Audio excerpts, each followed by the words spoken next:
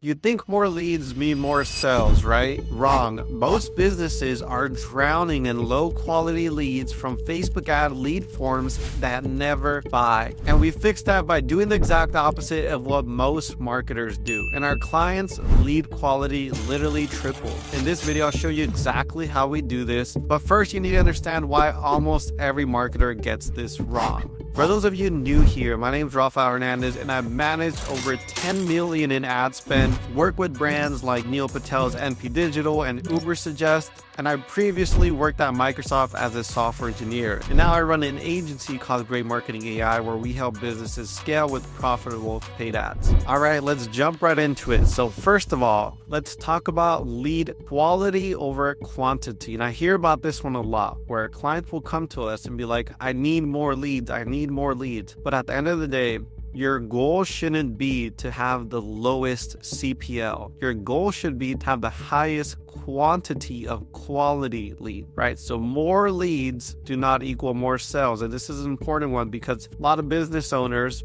they want to optimize for lowest CPL. The issue with this is sometimes chasing the lowest CPL will give you lower quality leads. So this is really important here. And this is a big problem, especially if you're running lead form ads. The other thing is high volume usually means low intent, right? So if you're optimizing for lowest CPL, you're probably getting lower quality leads and lower intent leads. Here's some of the things we can do to fix this, especially if you're running lead form ads, right? And when I say lead form ads, I mean instant form, right? And just so it's a little bit more clear what I'm talking about when I say Facebook lead ads for anyone that's a beginner, is this is a Facebook lead ad. It's an instant form native in Facebook and Instagram, where if you click on the link, it takes you to this form instead of taking you to their external website. So it looks like this. You can add a little headline, you can ask questions, etc. So this is a Facebook lead ad form, also known as instant form. And some of the things we can do to get higher quality leads for this type of ad, here where it says form type, instead of selecting more volume where it says use a form that's quick to fill out, submit on mobile device, check this on higher intent, add a review step that gives people a chance to confirm their info.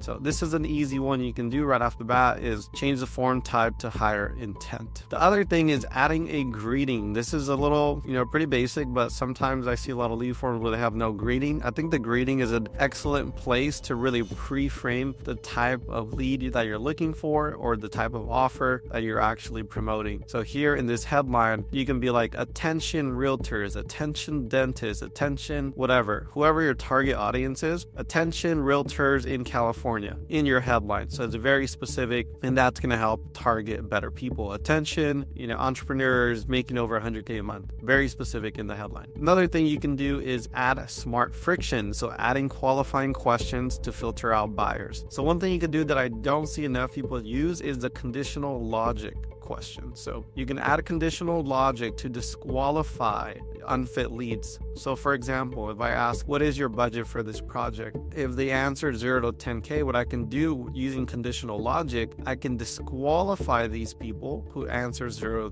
to 10K because they don't qualify for my offer, and I can send them to a separate end page for the lead form that says, hey, thanks for applying, but right now you're not the best fit, and you can send them somewhere else, right? And everyone else who answers 10K, 20K or 20K plus, etc., these are people who actually qualify for your offer. And the great thing about this that makes this super powerful is you're sending the right signals back to Meta. And this is a crucial concept that once you understand this, it makes how you approach running ads way different. Because what I mean by sending the right signals back to Meta is, if I don't disqualify the 0 to 10K, and then this becomes an actual lead, which we know this person is never going to qualify for your offer, but they still become a lead. The issue with this is if they come in as an actual lead, then you're telling Meta, hey, this is an actual lead, someone that I actually can try to pitch and convert it to a customer. The issue with that is Meta is now learning from all this data, and now it's going to get you a few more of these people who are unqualified for your offer. But if I disqualify these people,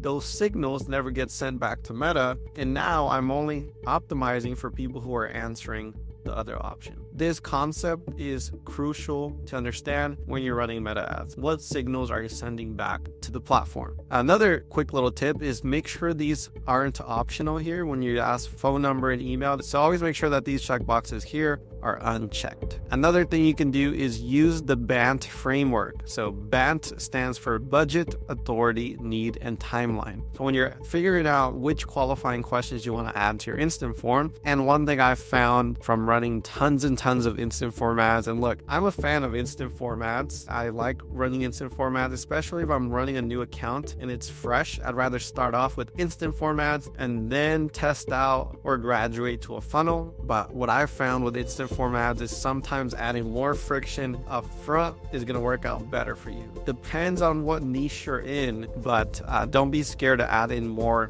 questions there. So when you're thinking of which questions to add to your lead form, think about BANT. So budget, this is a budget question over here. What is your budget for this project, right?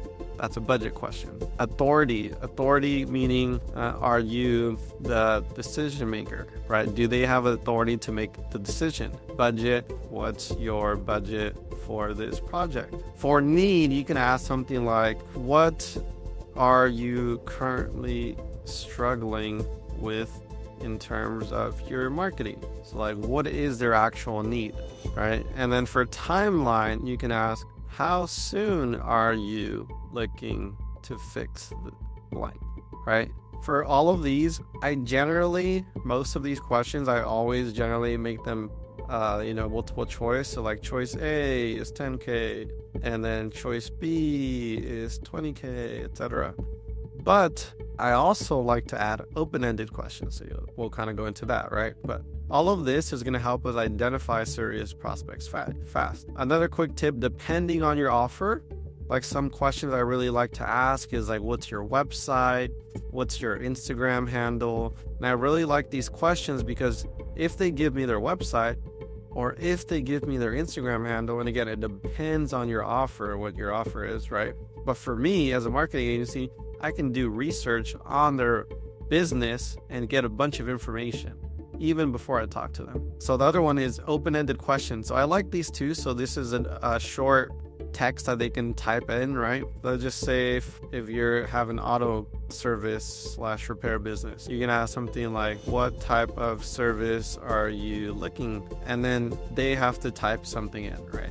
So I really like this because you can really determine the quality of the lead based on their response to this open-ended question. It also builds commitment. It reveals their intent and tone, right? If someone just answers a bunch of gibberish, you know their intent. If someone thoughtfully writes a response, you know their intent. And it's a great pre-qualifier for sales. It'll just say if it was a fitness program, some type of fitness coaching program, what is the biggest challenge you've faced with your fitness goals? And then they have to type in a response, right? That also helps get higher intent, higher quality leads. And then the last one, this one's pretty important, one that a lot of people don't know how to set up, but it's optimizing for conversion leads. So don't just optimize for regular leads, optimize for conversion leads. And this is straight from Meta's website. The conversion leads performance goal helps you reach higher quality leads with lead ads. If you select this option during your ad creation, it's recommended that you connect your customer relationship management system to send signals to Meta about your leads. After you connect your CRM, you can choose the stages in your sales funnel based on your performance goal. And those lead stages could be new lead, appointment booked, appointment showed, proposal sent, sold, etc. So you can set up those lead stages in the funnel when you set this up. And this trains our algorithm on who actually buys, right? So instead of Meta optimizing for just leads, now it can optimize for leads that are actually moving down the pipeline, right? This lowers your cost per sale long term. And remember, we talked that lowest CPL isn't always the goal. And I think more and more business owners and entrepreneurs are learning that lowest CPL shouldn't be the goal, right? And then these are kind of just some of the steps on what you should do to be able to set this up. And then when you're setting up the ad, it's going to give you an option. Do you want to optimize your conversion event for leads or conversion leads? So 2 separate conversion events that you want to optimize for. So quick recap before we wrap up. More leads doesn't mean more sales. You want to make sure you turn on the higher intent setting. You want to add smart friction with qualifying questions and use conditional logic to disqualify early on. You also want to try asking BANT style questions to find serious buyers, and also test adding open-ended questions to spot intent. And finally, you want to optimize for conversion leads, not just regular leads. And again, we want high quality leads, not just high quantity. We did this for one of our clients recently, and their cost per lead went up 25%, but their cost per acquisition, meaning their cost per sale, dropped 50%. So better leads mean faster closes and happier sales teams. And if you want to see exactly how we can set this up for your business, book a free strategy call with my agency, Great Marketing AI, using the link below in the description. And if you like this video and want more videos where I go in depth on how to set all this up, make sure to hit the subscribe button, comment below, and like, and stay tuned for the next one.